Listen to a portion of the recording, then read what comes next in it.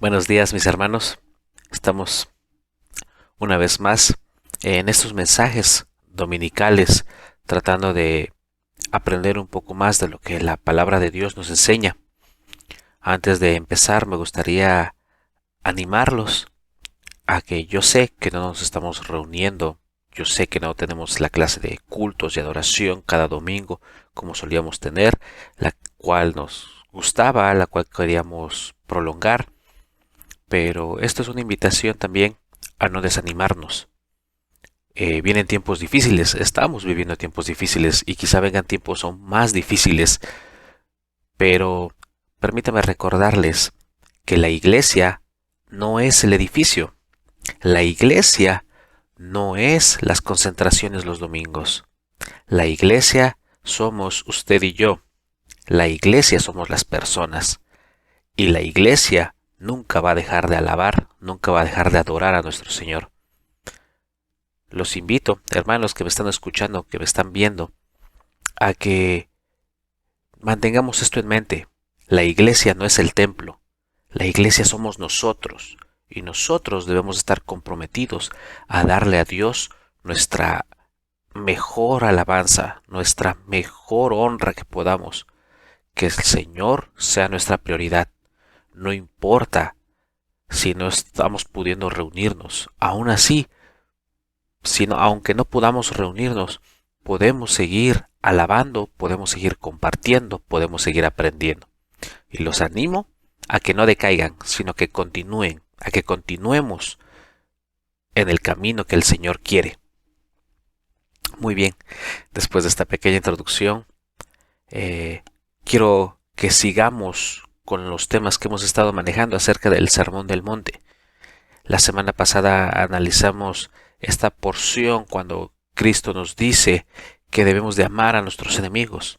Y vamos a continuar hablando de eso, del amor a nuestros enemigos. El tema del día de hoy está titulado La imparcialidad del amor. Repito, la imparcialidad del amor. En otras palabras, ¿cuáles son las diferencias que nosotros hacemos cuando amamos? ¿Nuestro amor depende de las personas o no? Esta porción la vamos a basar en el siguiente versículo del que hemos visto la semana pasada, Mateo 5:45. Si tienen ahí su Biblia, por favor, léanlo conmigo, Mateo 5:45.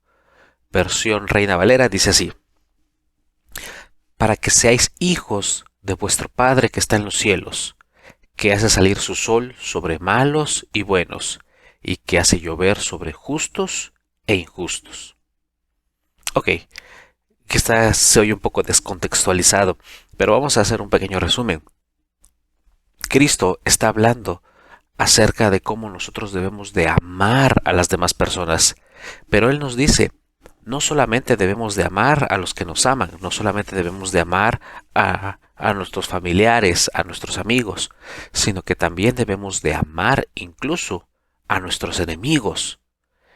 Y cuando nosotros podemos amar a nuestros enemigos de tal forma que oramos, bendecimos y hacemos cosas buenas por aquellos que nos maldicen, que nos aborrecen, que nos ultrajan, entonces cuando estamos haciendo cosas buenas, cuando estamos pensando en ellos, cuando estamos orando por ellos, dice, de esta forma podemos ser como nuestro Padre que está en los cielos. Y eso es un pensamiento muy, muy profundo, es un pensamiento muy, muy difícil. Esto se resume en que Dios muestra su amor sin importar el tipo de persona. Vamos a hacer unas aclaraciones, pero primero quiero que quede presente esto. Dios muestra su amor para todos. El amor de Dios no está determinado por la maldad de las personas, ni por las cosas que las personas lleguen a hacer. Simple y sencillamente, Dios ama. Vamos a aclarar esto un poquito más profundo más adelante, pero este es nuestro primer acercamiento a este versículo. El amor que Dios nos da. Buenos a malos, amigos a enemigos. Y cómo este amor influencia en nuestras vidas y debe de influenciar en la vida del cristiano de tal forma que cada parte de su vida del creyente debe de estar reflejando este amor. Quiero leerles una porción de la Escritura que muestra esto de una forma muy clara. En el libro de Hechos, capítulo 7, nos relata cómo Esteban, un discípulo de Cristo, estaba predicando y predicaba de tal forma que las personas se asombraban y venían a verlo y había personas que se molestaban con él también por la forma en la que predicaba, y cuando trataban de enfrentarlo, de confrontarlo, se daban cuenta que Esteban tenía respuestas dadas por el Espíritu Santo de tal forma que no podían encontrar algo no podían ponerle una trampa que fusionara a Esteban, no podían hacer que Esteban no podían hacerlo quedar mal. Y las personas estaban tratando de que se equivocara, pero Esteban, con el poder del Espíritu Santo, contestaba de una forma correcta, de tal manera que estas personas tuvieron incluso que pagar a otros para que dieran falso testimonio, para que mintieran acerca de lo que Esteban estaba enseñando. De tal forma que Esteban fue capturado, fue llevado ante un consejo para entrevistarlo, que qué es lo que había sucedido, que qué es lo que estaba enseñando. Lo acusaban de haber dicho herejías, lo acusaban de predicar de que Jesús iba a destruir el templo, lo acusaron de cosas falsas.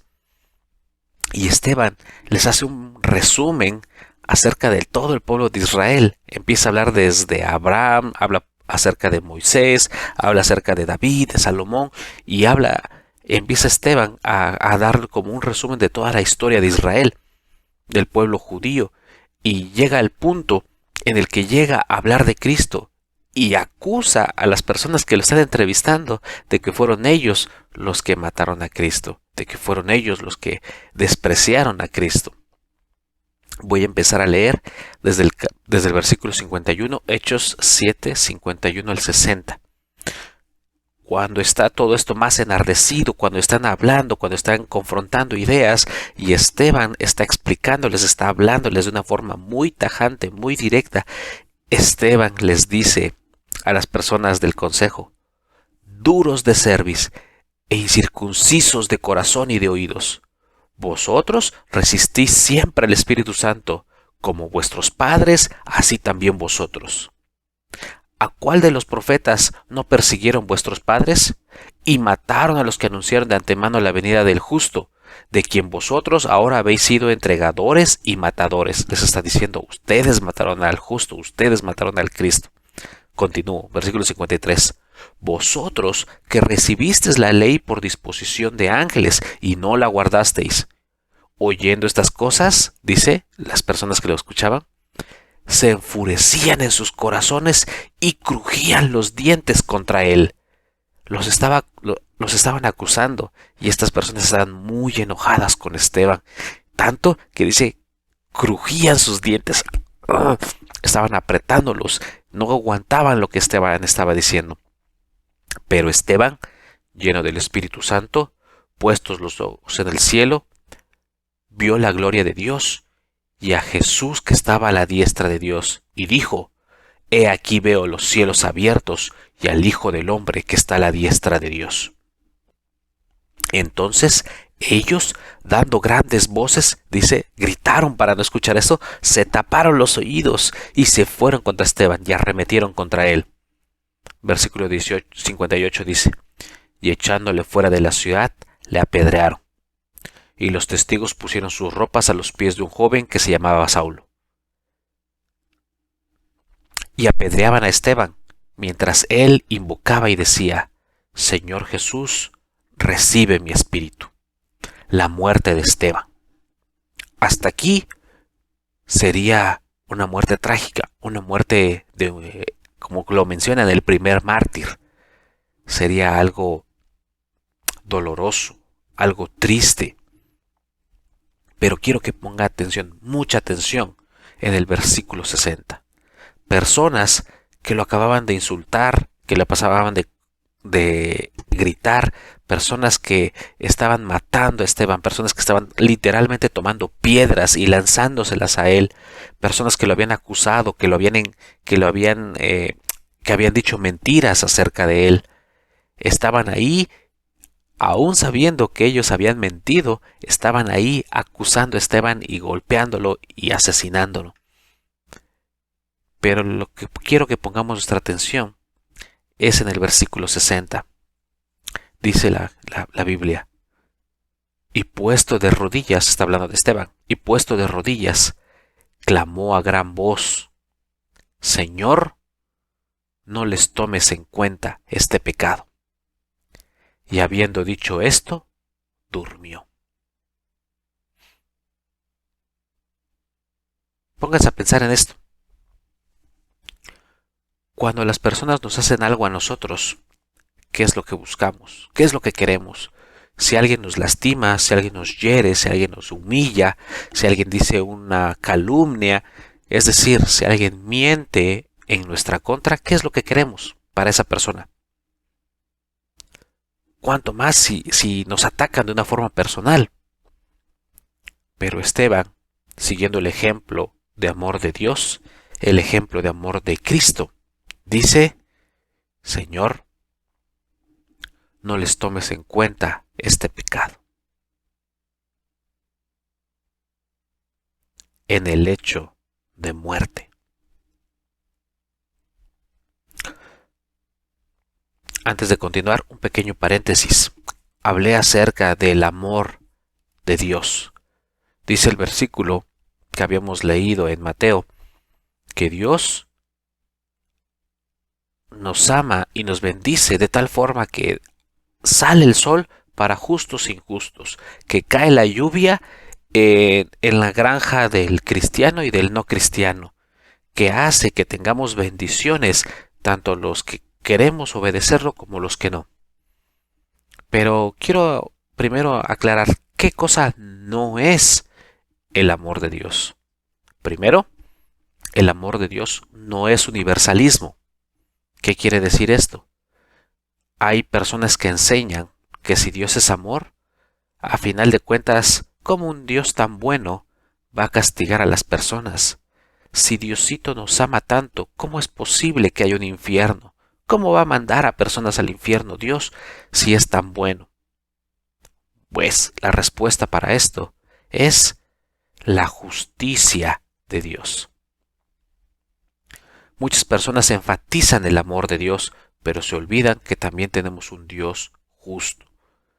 Justicia significa darle a cada quien lo que le corresponde.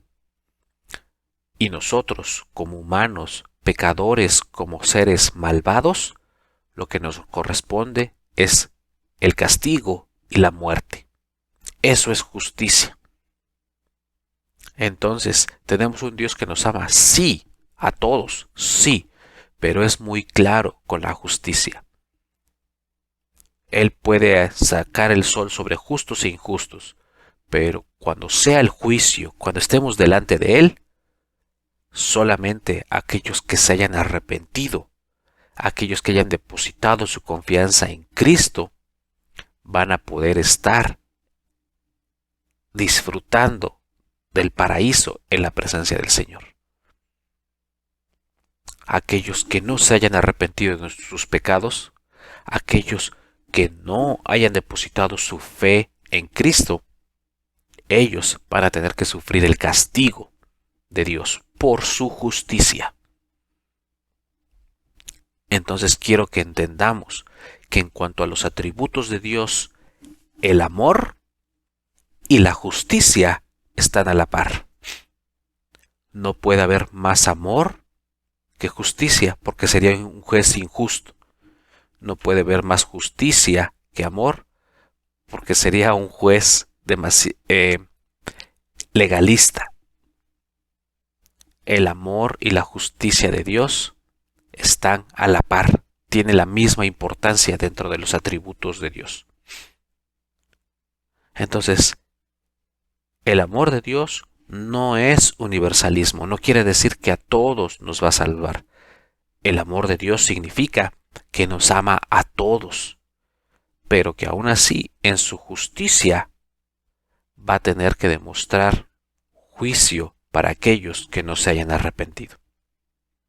Habiendo aclarado esto, entonces regresemos a nuestro versículo. Dios hace salir el sol para malos y buenos, y hace llover sobre justos e injustos. Entonces, lo que nos está diciendo este versículo, al principio dice, el versículo 45, para que seáis como vuestro Padre. Lo que nos está diciendo es que Dios mismo es nuestro ejemplo de amor cuando se trata de tratar a otras personas. Nuestro ejemplo de amor tiene que ser imparcial. Debemos de seguir ese ejemplo que Dios nos dio. Habíamos analizado un poquito hace 8 días de que cuando venimos a Cristo somos nuevas criaturas. Tenemos una nueva naturaleza, somos unas personas nuevas, tenemos un nuevo nacimiento. Bueno, este nuevo nacimiento, esta nueva naturaleza, esta nueva forma de vivir, cuando la llevamos a cabo amando de una forma imparcial, es decir, sin hacer preferencias, mostramos el carácter de Dios, mostramos esa nueva naturaleza que nosotros tenemos. Por eso es tan importante hacerlo así. Cuando nosotros amamos, así como amamos a nuestros seres queridos, así también amamos a nuestros enemigos, estamos demostrando el carácter de Dios. Estamos mostrando esa nueva naturaleza que Él nos ha dado. Y es algo que debemos hacerlo de esta forma. Debemos de hacerlo así. Entonces, la pregunta es, ¿en realidad así lo hacemos? ¿De verdad en nuestra vida refleja esa imparcialidad con las personas con las que nos movemos? Una vez más, quizá usted pueda decir, yo no tengo enemigos, yo trato de llevarme bien con todos. Pero hay un paso muy grande, hay una distancia enorme entre la indiferencia por los demás y el verdadero amor. Es muy diferente decir, mi vecino no me importa, a decir, amo a mi vecino aunque yo le caiga mal. Hay una diferencia enorme. Entonces, una vez más, ¿lo hacemos? Si somos nuevas criaturas, el Espíritu Santo de Dios mora en nosotros, vive en nosotros. Y si no estamos amando a nuestros enemigos, si no estamos amando a nuestros vecinos, si no estamos amando a las personas a las que les caemos mal, estamos deshonrando al Espíritu de Dios. Somos una nueva criatura, una nueva naturaleza, y el Espíritu Santo vive en nosotros. Si no hacemos lo que Él nos indica, lo deshonramos, lo traemos abajo. Entonces pregunto, ¿estamos honrando o deshonrando al Espíritu de Dios? Antes de que se pongan tristes, debo de traerles un consuelo, debo de mostrarles el consuelo que Dios nos da. El consuelo que Dios nos da para ti y para mí es que yo sé, estoy seguro, que no siempre mostramos este amor. Es difícil. Es algo en lo que se tiene que trabajar, es algo en lo que uno se tiene que esforzar. Pero el consuelo que tenemos es que Dios, aun siendo malos, mandó a su Hijo Cristo a morir por nosotros. Aun siendo malos, nos amó tanto que mandó a su Hijo a morir por nosotros. Para que nosotros podamos tener una relación con Él si depositamos nuestra fe en Cristo Jesús. Y no solamente eso, porque si tú eres creyente, al igual que yo, debemos estar de acuerdo en que a veces nos equivocamos, a veces fallamos, a veces no mostramos el amor que deberíamos. Pero la Biblia es clara y en 1 de Juan dice que de verdad que aunque fallemos, dice que tenemos un Dios que está dispuesto a perdonarnos. Si confesamos nuestros pecados, dice la Escritura, Él es fiel y justo. Si le confesamos las veces que nos equivocamos, Él es fiel y justo para perdonar esos pecados y para apartarnos de la maldad. Entonces, hermano, hermana, si no estamos viviendo la vida que Dios quiere, si no estamos mostrando el amor a nuestros vecinos, a nuestros enemigos, de la forma en que podamos reflejar el amor de Dios en nosotros, arrepintámonos y regresemos a la enseñanza que Él nos quiere. Regresemos al camino donde debemos de estar. Dios está dispuesto a perdonarnos, pero debemos de arrepentirnos y cambiar nuestra forma de vida. Este consuelo que te doy, este consuelo de que Dios nos amó, que mandó a Cristo a morir por nosotros y que nosotros somos perdonados, no es un consuelo para que puedas confiarte. No se trata de que digas, bueno, Dios me perdona, no pasa nada. No, no, no. Es un consuelo que está ahí, pero también sirve para que nos demos cuenta que nuestro corazón debería de estar roto por no ser como Dios quiere que seamos.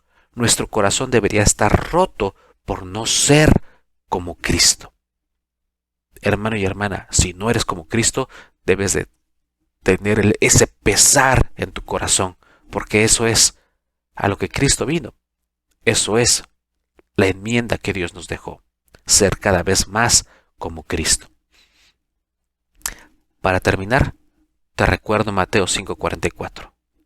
Dice la Escritura, pero yo os digo, amad a vuestros enemigos. Cristo hablando, pero yo os digo, amad a vuestros enemigos.